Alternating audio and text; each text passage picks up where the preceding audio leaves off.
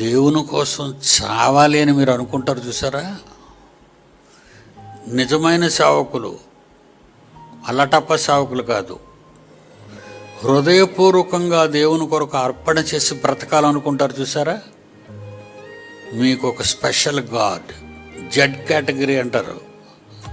గవర్నమెంట్లో Z category అంటే అడుగడుక్కు police ఉంటాడు, ఎస్కార్ట్.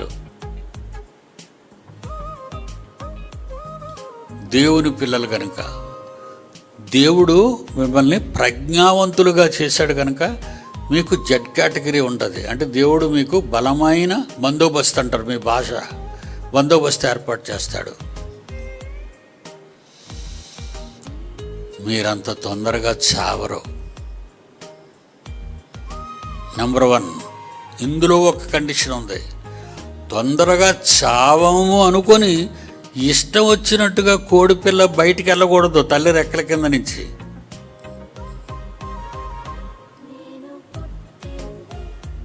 మీకు అర్థమైందా? మా అమ్మాయి కదా, మా అమ్మ రెక్కల కింద ఉన్నాను నేను అనుకుంటుంది కోడిపిల్ల. బయటికి వెళ్ళావా నిఘా వేసుకొని ఆల్రెడీ కాసి ఉంది, అది ఎత్తుకడిపోద్ది గద్ద.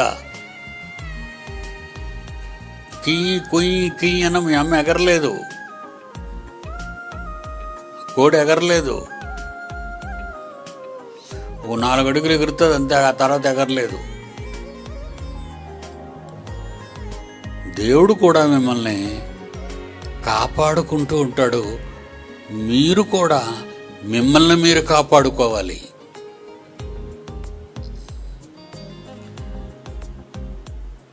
దేవుడు నాకు మంచి భోజనం పెట్టాడని ఊరకే మాంసం తింటున్నావు అనుకో, టప్పని చచ్చిపోతావు.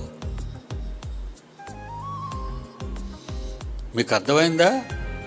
మీ ఆరోగ్యాన్ని కాపాడుకునే పద్ధతిలో కానీ, మీరు బయటికి వెళ్ళే పద్ధతిలో కానీ, మీరెక్కడికైనా వెళ్ళే పద్ధతిలో కానీ బహు జాగ్రత్త తీసుకోవాలి.